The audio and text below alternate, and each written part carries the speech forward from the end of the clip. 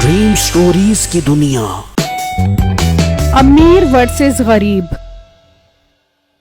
पुराने वक्तों की बात है, किसी गांव में एक छोटी सी फैमिली रहती थी जिनमें बिट्टू और उनके 2 बूढ़े माँ बाप थे।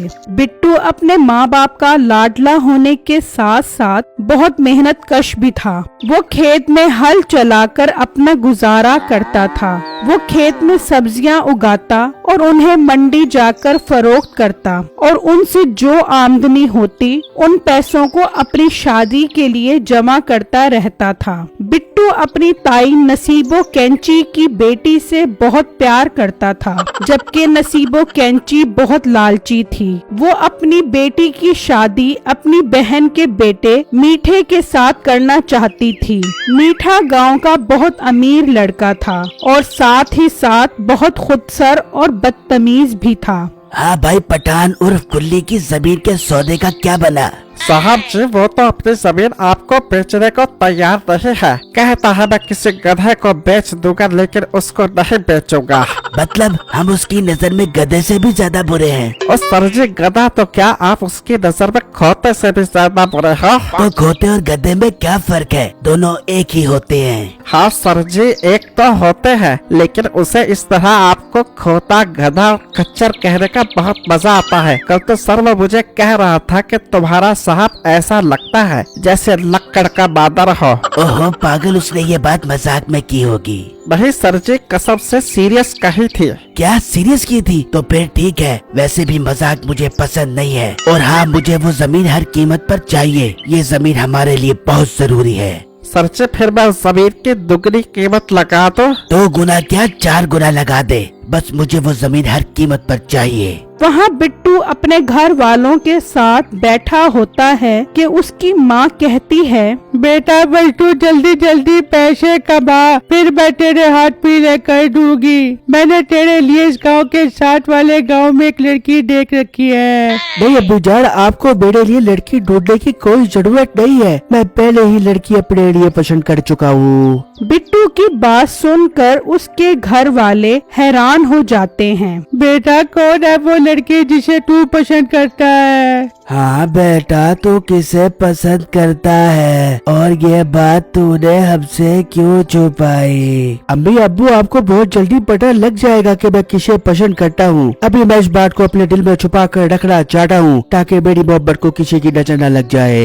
ये कहकर बिट्टू खेत में हल चलाने चला जाता है तो उसकी माँ कहती है, ये मेरा बेटा किन चक्करों में पड़ गया है। इसे कोई ऐसा ख्याल नहीं है मेरी और आपकी इज्जत का, कहीं ये कुछ गलत न कर दे। अरे बेगम, परेशान ना हो, अल्लाह सब ठीक कर देगा। अब देखते हैं आगे क्या होता है। वहाँ बिट्टू खेत में खड़ा सोच रहा होता है, यार आज तो रानी की सालगिरह है, मुझे उसके लिए फूल लेकर उसके घर जाना चाहिए। फिर बिट्टू फूल लेकर अपनी ताई के घर आता है तो रानी नसीबो कैंची के साथ बैठी होती है। हाँ बिट्टू, खैर से आया तू? हाँ ताईजान, खैर ही से आया हूँ। आज रानी की सालगिरह थी तो सोचा उसके लिए फूल लेकर चला जाऊँ। वाह बिट्टू वाह, क्या बात है, लाया अभी तो 10 रुपए वाला फूल लेके आ गया। कोई सोने का हार लेके आता, कोई लैम्बोर्गिनी लेकर आता। तू है ही गरीब, गरीबों वाले काम करने से बाज ना भी हो। ताई, मुझे पता होता कि रानी को चॉकलेट पसंद है तो मैं उसके लिए लैम्बोर्गिनी वाली चॉकलेट लेकर आता।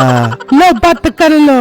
मोटी अकल की इंसान लैम्बोर्गिनी चॉकलेट ना हो बे, गाड़ी हो बे। मेरी बेटी बहुत लाडो में पली है, मैं तो चाबू की इसका चाने वाला इसको हवाई जहाज में घुमा बे। ताई आप फिक्र मत करो, मैं रानी को बहुत खुश रखूंगा और अपने दिल की रानी बनाकर रखूंगा इसे।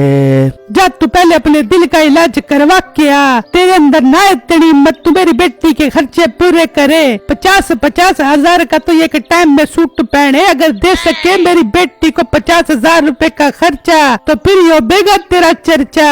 अगर ना दे सके तो मेरी बेटी को खर्चा तो भाग जा यहाँ से, वरना करवा दूंगी मैं तेरे ऊपर पर्चा। ताई, क्या आप किस तरह की बातें कर रही हो? जिंदगी गुजारने के लिए पैसों की नहीं, बड़े दिल की जरूरत होती है जो मेरे पास है। ताई आप ऐसा मत करे, मैं रानी को बहुत खुश रखा करूँगा।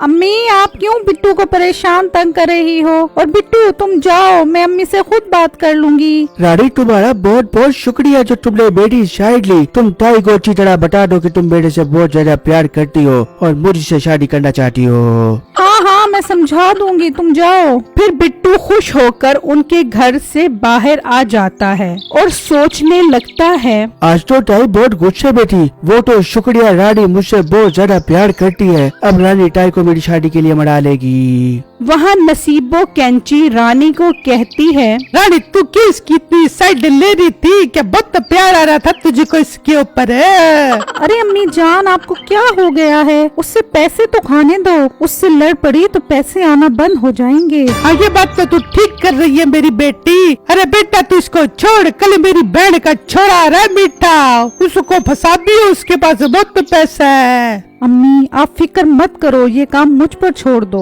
वहाँ मीठा नसीबो कैंची के घर आने की तैयारी कर रहा होता है। मुझे सारी जमीनों का अच्छी तरह ख्याल करना, मैं अपने रिश्तेदारों के घर जा रहा हूँ। फिर मीठा नसीबो कैंची के घर आता है तो वो ऊपर से देख रहे होते हैं। हाँ देख रही है कितना अमीर है मेरी बहन का छोरा। हाँ अम्मी ये तो बहुत पैसे वाला है, मैं तो इससे ही शादी करूंगी। अरे मिट्टे ऊपर आजा। फिर मीठा ऊपर आ जाता है। मिट्टे बहुत दिनों बाद आया है घर, और काम सुना कैसा चल रहा तेरा? हाँ बस काम में बहुत मसरूफ रहता हूँ आजकल, टाइम ही नहीं मिलता। पैसों की बहुत रेल पे लगी पड़ी है, संभाले नहीं जाते, इतने पैसे हैं मेरे पास। देखा रानी कितना पैसा है इसके पास। मिट्टे रानी से शादी कर ली, तेरी बहुत खिदमतें करेगी। अरे वाह, आपने तो मेरे मुंह की बात छीन ली। मैं रानी से शादी करूँगा। वाह वाह बहुत बहुत मुबारक हो, रिश्ता पक्का हो गया है। जा रानी मिट्टे के साथ जाए से बाग की सैर करवा के और इससे गपशप लगा। फिर वो दोनों गांव में निकल जाते हैं तो कुछ आगे आने के बाद बिट्टू के खेत के पास से गुजरते हैं तो रानी बिट्टू को देखकर गाड़ी रुकवा लेती है।